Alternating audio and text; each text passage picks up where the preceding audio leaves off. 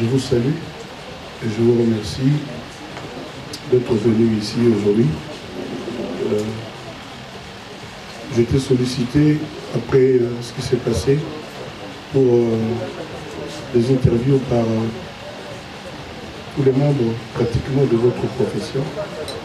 Et le bureau Oval a trouvé la solution de nous réunir ici, à cet endroit, pour que si vous avez des préoccupations, je puisse essayer d'apporter la lumière. Donc, nous surtout, pour te donner la presse, la vague de Saint-Angaï, ça tout ça l'émission. Moi, ça l'émission, on a battu sur les invités. Et on a un bureau Oval, bureau national quartier latin. Les autres solutions, tout pour la tous solo. Merci. Tout pour la tous solo. Place où les alliés, passe-moi à Sika. Ils ont collaboré dans Barno Brechini, le premier langue. Ils ont place où le 8 mars, Cindy Le Cœur, au la tour de chant exceptionnelle. Cindy chante les femmes. Et aux Awa, de place à Royango, dans le 8 mars. Cindy a aussi pensé à ma maman. Donc, semaine prochaine, que dans les préparations, pour la promotion. Donc, c'est que la personne qui va vous aller on va nous bien informer que le 8 mars, Cindy Le Cœur chante les femmes. La place comme on a malade, c'est pas malade. En un mot, l'excellent Tonico Kwalobi. Si moi, ma question, il y a Mindondo, il y a Pitopa, l'été, les amis. On a pour répondre à Bino. Surtout qu'à Bonanakimia, Bonaïdi. À peu près pour la bilan de Bolinaga. Mais là, la commune a moi devoir il y a éviter Bamagamwana. Déjà, la bande a déjà pour éviter, mais ce qu'on a pour éviter encore plus. Donc, nous avons façon diplomatique pour beaucoup poser la question à lui, parce que la diplomatie n'est à la mode. Passeport diplomatique, question diplomatique. Donc, vraiment, pour la bino. Donc, je ne peux pas aussi vous museler. Mais bon, tout est en propre. Naziba, félicitations. Et nous, Afrique, nous vivons. Bamoka nyuso na Angola, Sénégal, Cameroun, Kenya, Bamoka nyuso na banda ya Congo, kwa ni singa makasi. Phrase moko izonga ozalaka déjà grand ambassadeur ya mboka na yo. Et l'on est comme officiel. On a mis balobi na ngabo parce que bamona depuis na banda carrière na nga. Azaka na souci au kende pa ya bapaya. Ambassadeur et ni koloba. Nous a représenté mboka na ye à l'étranger. C'est-à-dire ça n'a rien à voir là comme on a vu sur la biso moko. Donc, tout le monde surtout va dire Kamoté, il y a même des mamans. Ah, pour la mission, il fallait passer la table à monument, à Mouké, pour la yo. Nous avons vu un monument, mon côté, à Mouké, moi, l'homme, mon gobo. Parce qu'on a un téléphone, donc, c'est des messages vraiment touchants. Là, au salon de Milan, ça, on a bien. C'est que le com officiel et que Moganangaï reconnaître là officiellement. Dans les émis que nous avons devoir mourir, nous allons se connaître mon boy. Magambo na yego na classe, moment où yango na salle la mot penza. Donc nous allons quand même, mais nous allons mettre au salle la mot penza. Au bazo bien là déjà, bah tu vas communiquer et pour ça doit avoir excellence. Donc nous allons lango avec excellence. Nous allons mettre en tout cas, nous allons tuer. Les gens ont profité d'un négozawa. On a 5 ans à Congolais, on a payé merci. Parce que ce chef de l'État a talé la kinga, n'a pas bureau, n'a pas conseil, c'est parce que la mboga nanga, la mboga ba ye ba nani wana kofi ni wana sala. Na o 5 ans ba tuba tinde la ngai na Instagram nanga Kofi Olomide officiel. Ba idée au bango bazana, ndenge bango bazaka komona rôle ya Kofi et salama. Baza au 5 ans pena na batu na Congo mobimba bakomela biso Koffi Olomide officiel ba idée na bango ba préoccupation na bango ndenge bango bamoni que qui ambassadeur entre guillemets qui ambassadeur de la culture ya Congo ndenge bango bamoni na sala pi ba démarche nino bamoni na we entreprendre là j'ai na moi ba idée mais du choc des idées jaillit la lumière okolo babengai ngai na baera boy nakila mbangu na fait l'étrangère m'a récupéré passeport en fait bakanganga même pas photo basala passeport na ordinaire ya mboka oyo yozali en congolais basala ka rappel à makambo na batie siko na document na sika je pense ya pe ndenge na basala soki passeport no ba page signe ba esenga souté basala bazwa kaka donc basi basala gitu na ye na bureau ya secrétaire général ya affaires étrangères mutu bomona na vidéo ye mutayambangi na bazao zilanga pena embouteillage ekomisenga presque à 19h na côté bazalaka kozela abana bolobaki ndenge balobaki nde mutu oyo bafilme pena en direct ya teke tomonte to nini abi que sur ordre ya haute hiérarchie ya mboka ya mokonzi ya mboka il fallait bapesa ngai passeport wana et bakamwaki que depuis bapesaki bango ordre bango bazala kozilanga croyant que bayebisaki nga mais nayaki te donc ça faisait déjà à peu près 2-3 semaines sincèrement nayebaki te na bande oyo bango à peu près je vois une semaine avant jour wana ya lelo lobi lelo ti ndenge jour oyo nakendaki donc babinanga même leur bana na yo bacollègue na yo gims bayaki kozwa bango bamonaki na ordonnance le chef de l'État, parce que c'est sur ordonnance le chef de l'État. Mon avis, comme on a dit déjà. Donc, on a été vraiment ému. On a été vraiment ému. On s'est payé quand même. Donc voilà, c'est payé quand même, c'est payé vraiment. Voilà, ma deuxième question, Lisa. Quand vous laissez Koffi Azo rappeler dans le média que Aza troisième artiste à en avoir. Ah non, je n'ai jamais dit ça. Troisième, tout le temps, quand vous avez la télévision, vous avez l'impression que vous avez lancé un message pour un troisième. Non. C'est fini le coup d'accord. Donc, on a le baki. C'est là où on a Koffi, ou bien on a mon arrêté, ayo karaté. Mais on a zo vivre, azo yo kazo mono. On a raté le cambo, on a lobby que moi na numéro T. On a lobby que bastar na biso bazala ba age ba na bazala vraiment comme ba mege kutu na mona internet batu moka ko bagelanga makambo ba komaki que Koffi alobi ke boye na sala ki démenti j'espère au mona gango na bi gata mikolo moko te na tikala ko ba makambo ba plantenga donc kokane na lobi ba kufela ba kosela likamuto yo akufi matoyi akufi miso pe o akufi donc dans tikala ko ba ngata mikolo na tia numéro te le numéro est à Mokolomote, le président merci, le peuple congolais merci. Batunio se bakota en avion, bakina obé. Mais Batunio se bakota aux ambassadeurs, au Mboka na bango, et puis c'est bango l'anité. Ce n'est pas possible. Et puis nous comprenons.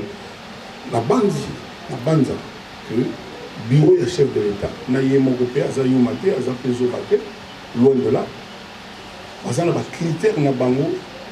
Oyo isa ya bango bayibi ni ntindi ki bakuna yona na sito kama ile to mona yembala mo gims na le kinayi passeport après ba bengi Koffi batu wana baza be ba crâne ba réfléchissaka donc selon ba critère na bango parmi bato ba kina obeta libanda parmi bato ba exportaka musique ya Congo bango ba yi te sona bango yi porter na nani wana na bato oyo wana bango ba balobi.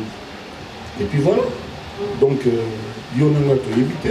moi je crois savoir que bon, bah, moi quand même, ça na sala. Na bandi au même quartier latin, Libanda, na banda peut-être on a autant au bout na banda 90. Le bout na 83 de. Bref, bah moni depuis. Donc, bah mon année par exemple, Ndombolo par exemple, déjà crié à Tutu Kalochi. Mais nous avons parmi les bateaux exportés qui sont nombreux et comment on a ivoirien, bateau belé. Donc bateau va vendre à la chef de l'État, va conseiller le bateau décider. Donc moi, maintenant invité pour la mine, il faut tout tenir en main, tomber ta carte en France.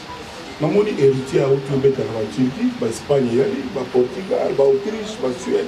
C'est-à-dire soki nga soit ba collègue nga balingi bayoki nga. Idée moi ya bien pour likambo esila yaki toboré na biso ba France sa Belgique. To net to ba boré nga non.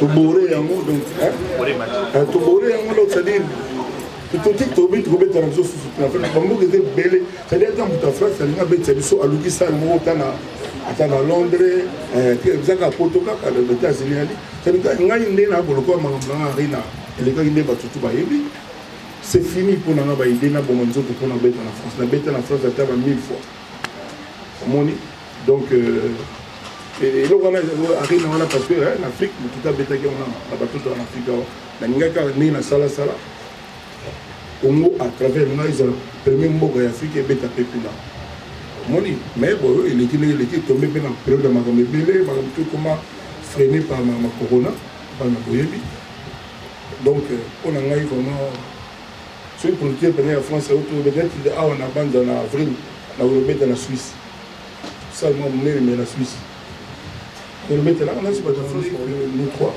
les actuels ambassadeurs au coup de la tour sincèrement j'avais déjà dit ça quelque part mais je vais le redire je le dis ici je vais proposer qu'on se voit un peu qu'on se parle un peu même par texto par mini photo tout à la ligne tout ça là comment peut-être en commerce moi parce que on a une carte nationale sur la baïdé mais maintenant je peux pas parler pour eux par exemple la liberté n'a pas moi puis on verra bien aussi n'a pas polémique ni ces événements n'a bien analysé est-ce que on peut réunir les musiciens oh bah mission na ngeza ko réunir ba musiciens congolais imiko ezali imiko o ba pesa ki mbongo matanga de fawa imiko donc imiko est malade président on comprend non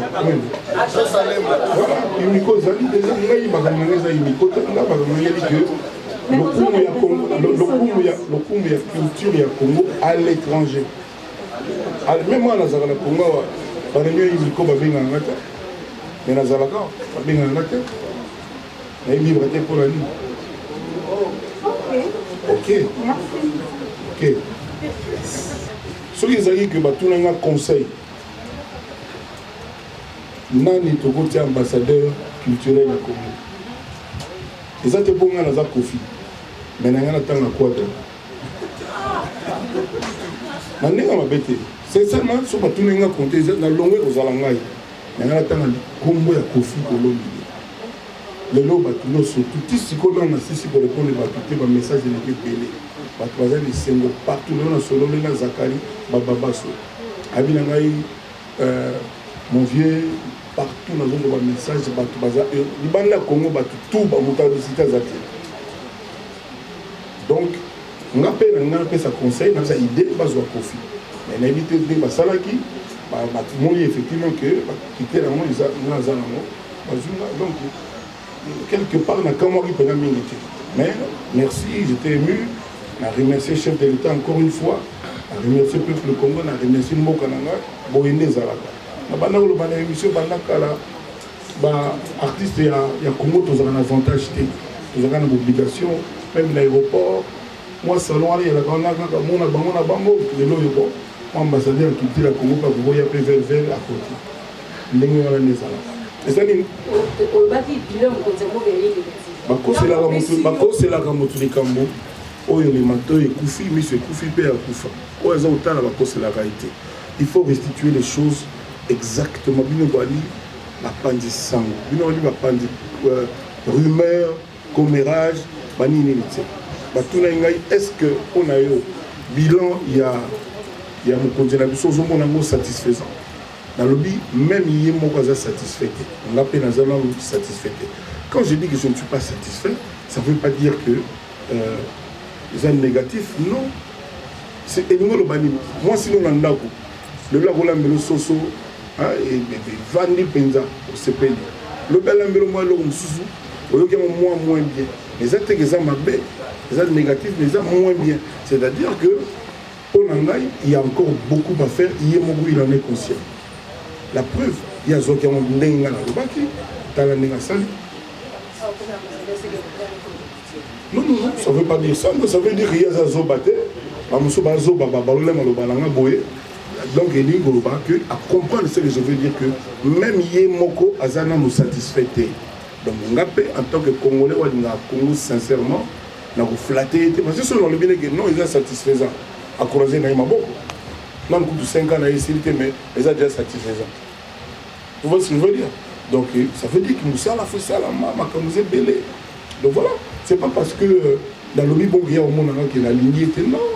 Tout va bien, parce que ça la société, sous-entendu, posant la question, je te connais. Il y a un nombre de musiciens congolais au en France sans vous aviser. Presque tout validé. Baptiste va poster profiter. Bon, la question tout le monde. Moi je pense que s'il vous plaît. Maman n'a pas kufa, na mona ndambo na mona. La bima na boloko, na zo félicitations presque té. Kabano avec wana. Bato yo wana o ba poster té. Ba féliciter pété ça la pe bango rien. Na pas la même ça vont pas ce qui va condamner confiter. Lo ni no yo kama. Que bango wana pe ba poster parce que la confiter. On a le dit comme ça. Je pense que nous sommes tout allés avoir. Tu as besoin d'explications, parce que c'est l'absolu des c'était pour te comprendre. C'est tout. Au moins, tant qu'on appelle ça des games, na Dadju. Tout le monde porte parole l'orchestre, le mot Bima.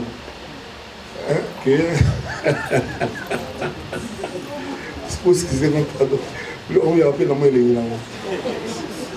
C'est-à-dire, en fait, Gims, na Dadju, vraiment, quand on a une chance, on va dans la bonne qui s'est Attends, on a besoin de cabane. Attends, on a besoin de main libre. On a besoin de main libre. Donc, nous avons ce qu'on a fait dans l'Awa. Nous avons mais sur tel pays, on a appelé en France. Gradure, Nino, Bouba, collègue, on peut la poster. Mais on poster un po, on a Menga, Naza Benga, Nino Benga, Tiwa Savage Benga, Braza Baroka, Abidjan, tout va péter dans Benga. Sauf en ça, c'est normal. Maman n'a pas coûté à Koufa, n'a même pas mes condoléances. Sauf Adolphe Tataï, ça va.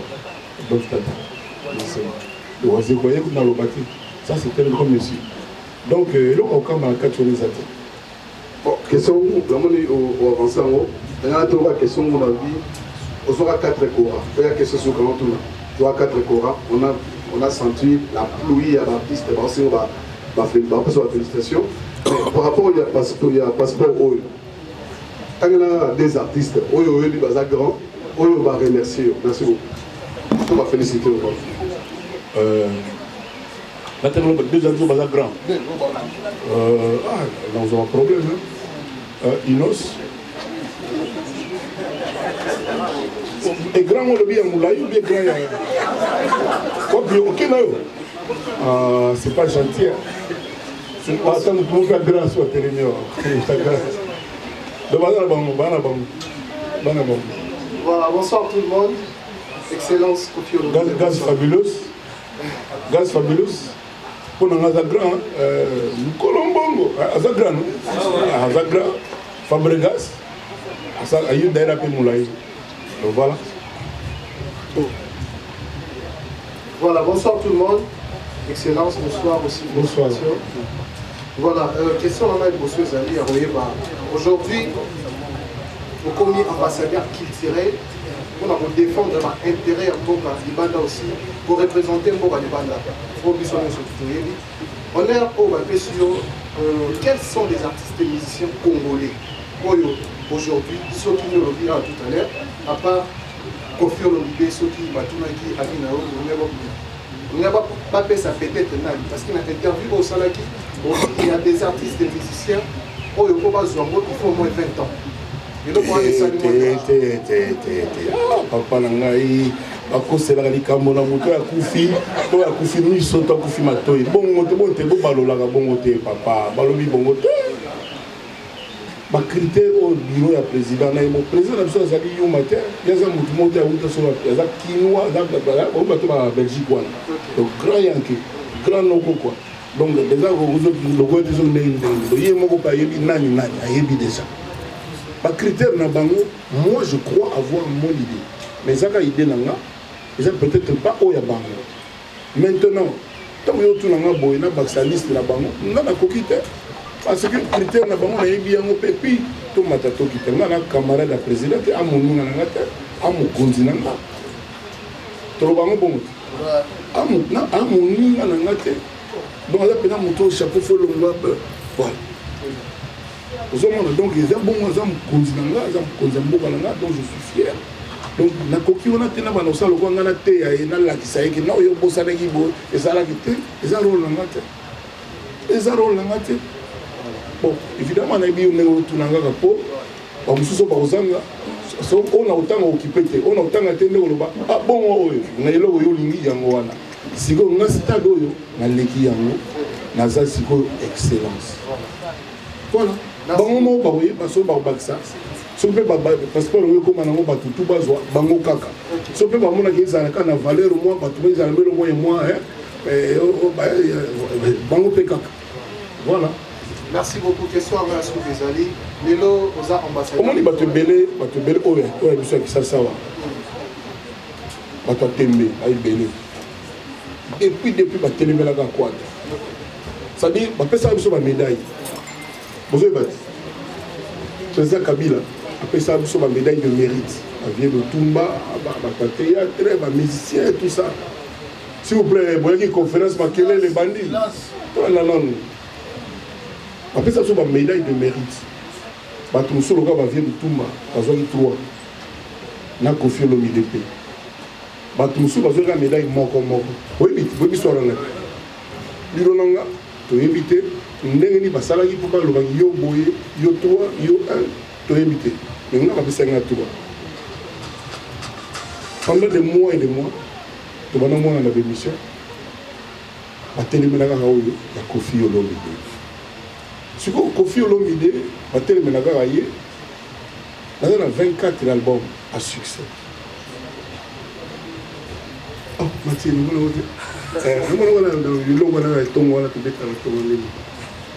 avons 24 albums à succès. Nous avons l'accent congolais Bercy. Et ça, bon, nous avons comme You Arena dans mon loco, il y a Congolais. C'est moi, mais c'est moi qui ai montré ça. Ce que bateau au bateau melanga wana mususu kaza na 2 albums mususu na 3 albums na nenga mabete parce que ndadi comprendre pourquoi badingaka ko meka nanga au-delà de ça moi je suis diplômé d'université jamais pas là la raté ba baxi lelo excellence ambassadeur de la culture ngaita so obsenga 3 médailles la président Kabila. Problème nanga ezara. Si on appelle ça bamususu moko to mibale, problème nanga ezara. Ceux qui ngana kindaki na Afrique du Sud, appelle ça 4 chorales la même nuit. Mabe nanga ezara parce comme il soum. Ceux qui ngana batenga artiste africain de la décennie. Ngala la ina Paris na boyo ke na la lemba ki na la Paris. Compétition basenga africain ya bukili mo bimba ba voter. Nani pona bango artiste de la décennie. Avec moi $110 000 à l'appui. À l'air on a $110 000 à tout ça. La moussa n'a pas 3 heures na pongi. Téléphone là, il y a un téléphone il y a pas ganga, il y a un gagné. Ah bon? Problème là, les Arabes. Ce que bateau na baya kaka kofi nganga, tala vie on a boy, tala boy. Mais bilan na bango zani. Ka bango ba yibi ko yema nga faux chanteur. Ka bango ba tala bien nga faux mutu. Ka nga soki ni mais non. Dans la vie à la bonne bajijaka nzete na bambuma na maloba te bon bien sûr bato baloba nanga no na kati ya zamba nzete les gamula ine zo mu pepebele mais quand même pas plus pas passeport bino nanga to ibiti makambo so banda inde ko passeport ba bingara ki nozwa na meningam mais mutu azo mériter ako s'imposer te bakobenga ye parce que le monde va juge babimi banaliste soi-disant bango nde bayebi koleka bango bayebi makambo tu koleka bato tu koleka même président na biso bango bazoexplike ezali owana bango heureusement président mpe Tshisekedi ye expliquera te ndenge mpe mokonzi alaka apesaka asalaka kaka ordonnance bobilona ordonnance aordonne apesi ordre eza baprérogative na ye. Alors quel est le problème de Kofi Olomide? Soki bato mosusu baali bamoni ke bazomérite bakobenga bango bato mpe basentir ah tobosanaki songolo tobosana pakala nga naa na problème te nga na problème ezalani nakenda na TV te na répondre te nalobi oui kombo na nga vie ebola bobengaka nga vie ebola oyebi soki yozaka na kini te oyo bata periki mingi baotama mosika bref donc omoni réaction na ngai ezalaki ke bato wana natuni question bi bato wana bakisenga kombo vie ebola nga napesa bango kombo nini olobi yo moko eloko te voilà botika kaka Kofi aprovoka Kofi nebuta maintenant voilà. Bonsoir, c'est l'excellence. Bonsoir la presse mobilière, c'est Benji Benzama. Question dans la vie de et puis bizarre, bato basa l'émission de Bamona na te na Bamona bizarre. On m'a dit film boye bien te funa tala bien bien boye. Azolo makamona on dirait dans ce live. Ouais, Congo les la télévision.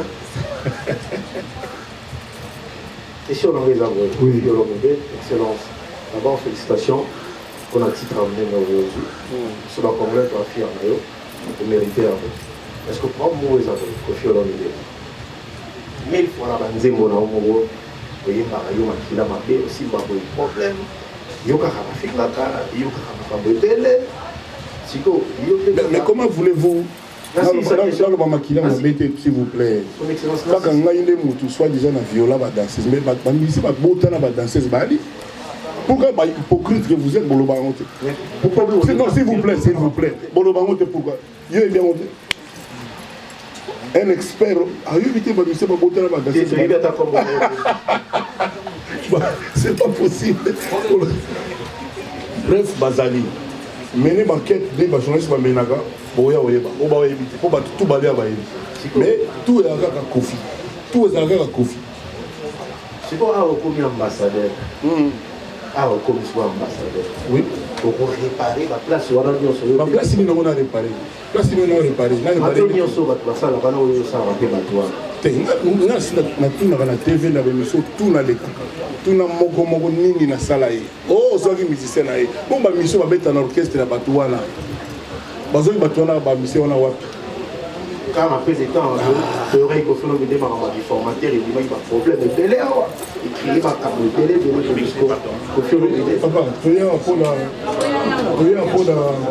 s'il vous plaît, il y a pour la bisobaoyo, l'État a fait ce moi, moi, il y a pour la blog sur la ligne. Deuxième question. Deuxième question. Donc, il y a envie de féliciter à propos de la situation.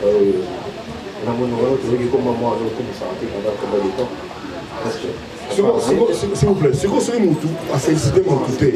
Au retour de Moutou, on a félicité que Moutou a félicité, mais au retour de Moutou a félicité pour la nuit félicité. Mais il faut savoir ce que tu veux dans la vie, papa. Voilà, il ne faut pas marcher sur la tête. Voilà, c'est tout. Maman Moga Boti. Maman toi quartier va féliciter. Maman Moga Yete. Au retour de maman a Boti, point ni on a félicité, au retour de Wana point ni félicité. Et ça amène. Voilà. Merci. Bonsoir et félicitations. Merci. Nous comptons mobiliser Moni, reconnaissance au Lelo, Bapesio, et pas à mon Kondiambo, Capon à mon Sala au Sali. Mais en 3-4 jours déjà au Levi, est-ce que nous pouvons savoir un canevas qui est déjà tracé? Non, c'est trop pressé. Trop pressé. Zala passé. Zala posé.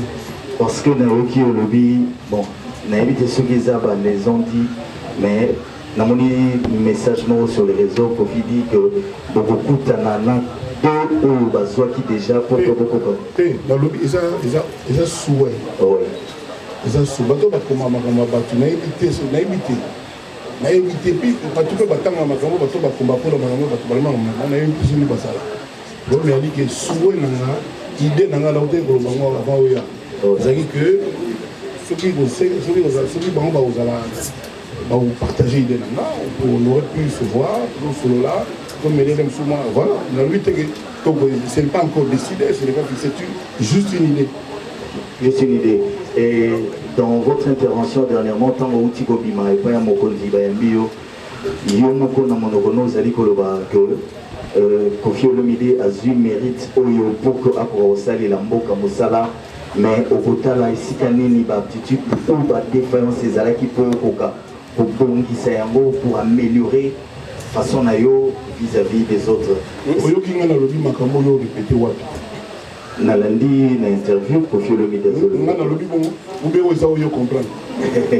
Ce que lobi likamba ko comprendre ndenge mutawe comprendre ne pas dire wana. Mais siko so oza liboso nanga auteur ya maloba nanga, olobi nga maloba nanga ndenge nalobaki yango. Peut-être nga na ko idée o comprendre nango ndenge nga mona bimisela bi.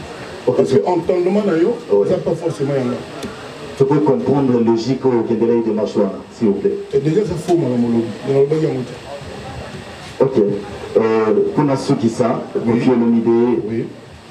Est-ce que Kozoa passeport et autres teams d'ailleurs au Sala Nini exactement pour la musique congolaise? Merci.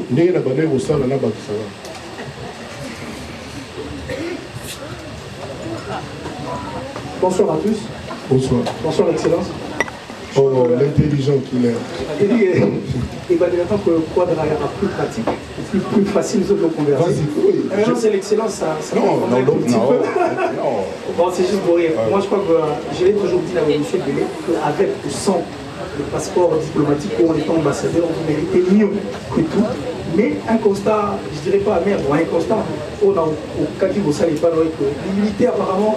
Et ça serait une grande partie à Villa. Parce que j'ai eu à suivre une émission sur iTélé où les journalistes démontrent à l'excellence Kofi Olomide la grandeur au Azalamo et différence au Azalamo de la journalité, mais au point de ça, mais pour une fois aujourd'hui, je pense que avant que vous ne soyez ambassadeur, on accepte mais après vous acceptez des.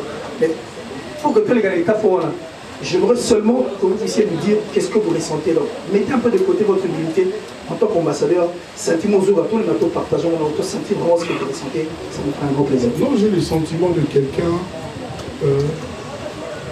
dont les mérites ont été reconnus officiellement. Parce que ce n'est pas rien. Et ça va bien que dans l'aéroport, partout, depuis les années, bakabamboka nyonso na balobamlele yopenza basala au monument même na bamboka mosu afrique donc lelo soki mokonzi ya mboka nange esali ndenge esali c'est une fierté quand même, je me sens bien, donc bayebaka ke nasala oyo nasala wana bayebaka ke non motu tinala banda répéter babilan eza te. C'est pas par hasard que tant on avait 4 écoles quand on a quitté l'aéroport bato ya présidence. À l'époque, c'était notre président Kabila. Président Benguyo Fayambaye, tout ça là. Et oui, il y en a Bakora. Et à garder Kora Moko. Vraiment, on est fiers maintenant. Donc, c'est-à-dire, c'est vraiment. Et puis, c'est sur la médaille de mérite. Tous les artistes, enfin, les artistes méritants. Après, c'est une chose, comme ça, 3 médailles, or, argent, bronze. Comme ça, Moko, M. Mibalé, Naï, ils ont chance aux adultes. C'est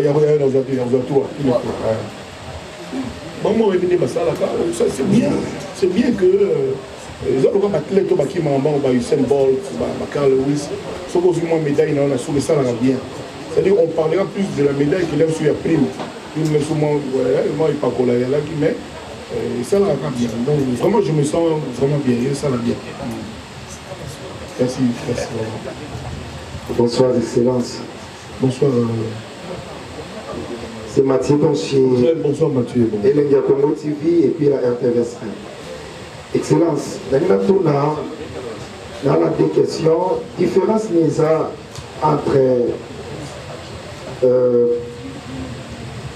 Badadjou, Maître Gibbs, et puis là, il y a Kofi Olomide par rapport à Passeport Rouge, parce que pour lui dire que ça m'a trop dans Banzela, babi boza même niveau bapesi bino même pouvoir mais que peut expliquer biso Koffi Olomide azanani bango bazanani Gims national lobango aza d'abord numéro 1 ya France.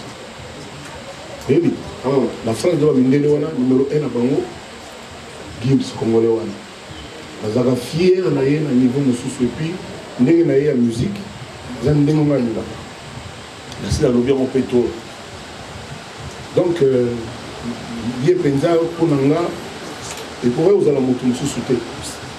Comment dire parce que pour les ateliers pour ça la kala pour nos ateliers ambassadeur ali mutu a représenter mboka na ye à l'étranger et puis nous devons comprendre et puis qu'on va te que au beta boyo au santé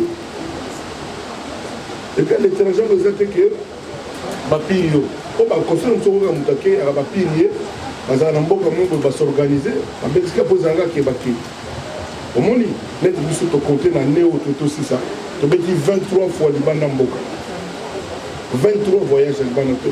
Ça dit, on a Corona, il y a comment il faut ça Corona. Là, il y a un peu de voilà. Donc, on a d'autres mais ça n'a pas donc, pour nous, c'est vraiment à un niveau numéro 1, il y a France. Si vous êtes Congolais, il a moins de 40 ans. Quelle belle vitrine, comment on a la chance aux Allemands. Donc, pour souligner, c'est le bac, il y a sur la loba. Netflix là-bas. La salle d'interview, au moins, il y a un postal, tout ça, donc rien à dire. Et puis, il y a un succès, tant qu'on va pêcher au Konzouana. Ils ont un mandat, ils ont beaucoup de papa, là, mon Konzouana, tout est. On est beaucoup de problème. En tout cas, la scène, il y a des commentaires, il y a des batailles qui ont fait beaucoup de charge. Dans une responsabilité. Ils ont un mandat, tu es tika liko na libela. En tout cas, on a été na bande même bateau à Mokili. Na bande à Mikola, on serait hier au Lobara excellence. Parce qu'on a un ministre à Kala, avec un ministre. Président Kala, avec un président. Jouer à Kala, avec un joueur. Mais George jouer, à son George jouer à Bakantana nous. Bakantana nous, jouer au bateau sur Toye Baki. Donc, de toutes les façons. Je sais que la salle a déjà Congo. Après, c'est un passeport. On continue à aussi la Congo. On continue à aussi la Congo. Dans sa physique, on a tout le monde, on a la guitare, on a côté dans le studio. Mais on a tout ça en 2 jours à quitter. Donc on a beaucoup à Congo toujours. Parce que maintenant, on a tout à Davido, Panino, on a tout à respect. Moi, respect. C'est vous, nous sommes une bande de gens qui ont été comme ça. Tout là-bas, on peut ça. La côté studio moderne, moi à Paris, ingénieur à Mouneli. C'est vous, monsieur Koffi. Est-ce que vous avez fait qu'on fasse une photo de lui? Abina, tout ça, il y a d'adjou awa. À ce que vous avez dit, nous avons un lobby, nous avons la loi. Il y a un référendum à urbaniser. On a dit que j'étais ému et heureux. J'étais ému et heureux, quoi. Je dis, c'est vrai, oui. Donc, voilà. Voilà, Koffi Olomide, excellence. Je pense que tant on va faire ça qui est d'adjou, un passeport diplomatique, tant on va renommer comme ambassadeur, on va te payer, on va même un confrère, un collègue, on va dire ici, donc, on va Koffi Olomide, il y a un tel et tel, comment on va les rejoindre. On va renommer ambassadeur et culture. Mais les autres, tout le monde va participer au Koffi Olomide, passeport diplomatique, ambassadeur. Tout le monde a battu le sous, va déplorer, non, Koffi Olomide a mérité, Koffi Olomide, patati patata, réaction non sérieuse. À Salarien, la musique à Congo, bien continuez. À Salarien, Logoté, à Beta Wanzé Mabé, de Bossarango, à Zagana 4 albums, 5 albums, Koffi Olomide, et pas Naïe Moutabimate, bon, voilà, yo zana jeune loko c'est belé boy. Là on a commentaire au salade.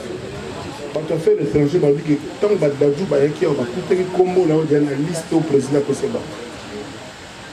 Na bandeli la vidéo bazoloba ils ont été cop bazoloba pena normal de tout cela que la ordonnance ya président comme on a ezalaki déjà na liste tant badaju bayaki bakuta ki yango